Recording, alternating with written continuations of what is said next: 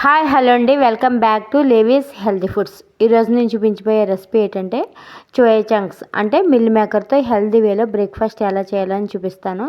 మనకి mill మేకర్లో high protein ఉంటుందండి, మనకి కార్బ్స్ కూడా ఉంటాయి. మనకి ఫైబర్ కోసం వెజిటేబుల్ అనేది తీసుకున్నాను. హై ప్రోటీను హై ఫైబర్ అని నేను అస్తమాని ప్రతి రెసిపీలో ఖచ్చితంగా ఉండాలని ఎందుకు చెప్తున్నానంటే, షుగర్ విషయంలో నేను చేసిన మిస్టేక్ మీరు చేయకూడదండి. మిల్లెట్సే కాదు, కొర్రలే కాదు, రాగులు, జొన్నలు, సజ్జలు ఇవన్నీ కూడా మనకి కార్బ్స్లోకి వస్తాయండి. షుగర్తో సమానమే. కానీ మరి ఏం తినాలి అనుకుంటే, మన చిన్నప్పుడు ప్రతి ఒక్కరు స్కూల్లో చదువుకున్నదే కూర ఎక్కువ తినాలి, రైస్ తక్కువ తినాలి. ఇదే ఫార్ములా షుగర్ పేషెంట్లకి అద్భుతంగా పనిచేస్తుందండి. షుగర్ విషయంలో నేను చేసిన మిస్టేక్స్ ఏంటంటే, మార్నింగ్ ఇడ్లీ, దోశ ఈ టిఫిన్సే కదా అని ఈ టిఫిన్స్ తినేసేదాన్ని. మధ్యాహ్నం లంచ్లోకి అయితే జొన్న రొట్టెలు, సజ్జ రొట్టెలు, కొర్రన్నం ఇవే తినేదాన్ని. కానీ ఎక్కువ క్వాంటిటీలో అంటే జొన్న రొట్టెలు 2-3 జొన్న రొట్టెలు అలా తీసేసుకోవడం వల్ల ఏంటంటే మనకి షుగర్ కూడా స్పైక్ అవుతుంది. అవి హెల్త్కి మంచిదే కాదని నేను అన్ను, కానీ వాటిని కూడా లిమిటెడ్ పోర్షన్లో తీసుకుంటేనే మనకి మంచి బెనిఫిట్ అనేది ఉంటుంది. నైట్ డిన్నర్లో చపాతీ తీసుకోవడం, ఆయిల్ ఎక్కువగా ఉన్న కర్రీస్ తీసుకోవడం వల్ల కూడా షుగర్ స్పైక్ అవుతుంది.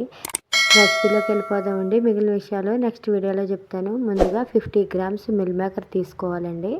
అంటే మనం వాటర్ తాగుతాం కదా, ఆ గ్లాస్తో తీసుకోవాలి. దీన్ని స్టవ్ మీద నీళ్లు మరగపెట్టుకుని, మరిగిన తర్వాత కొద్దిగా సాల్ట్ యాడ్ చేసుకుని దాంట్లో వేసేసుకోండి. వేసుకున్న తర్వాత ఒక పొంగు వచ్చిన తర్వాత స్టవ్ కట్టేసుకుని పూర్తిగా చల్లారాలండి. చల్లారిన తర్వాత వాటర్ పిండేయాలి. వాటర్ అంతా పిండేసిన తర్వాత ఒక మిక్సీ జార్ తీసుకుని ఇప్పుడు మన మిల్ మేకర్ని ఇందులో వేసుకోవాలండి. దీంట్లోనే కారానికి పచ్చిమిర్చి, స్పైసెస్ అనేవి మీ ఇష్టం కాబట్టి మీ టేస్ట్కి తగినట్టుగా యాడ్ చేసుకోవాలండి. ఇప్పుడు మనం మిక్సీలో బరకగా పెట్టేసుకున్నాము.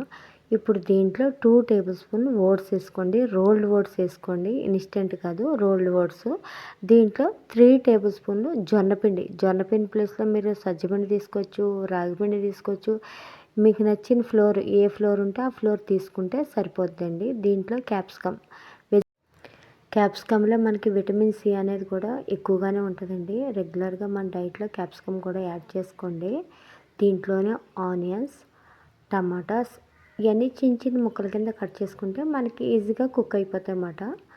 దీంట్లో carrot 1 table spoon, 2 table spoon carrot ఉంటుంది. తురుముకుని వేసుకుంటే బాగుంటుంది ముక్కల కన్నా.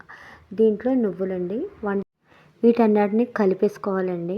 కలిపేసుకున్న తర్వాత దీంట్లో టేస్ట్కి తగ్గట్టు కారం వేసుకోండి. ఆల్రెడీ పచ్చిమిర్చి వేసాం కాబట్టి చూసుకుని వేసుకోవాలన్నమాట.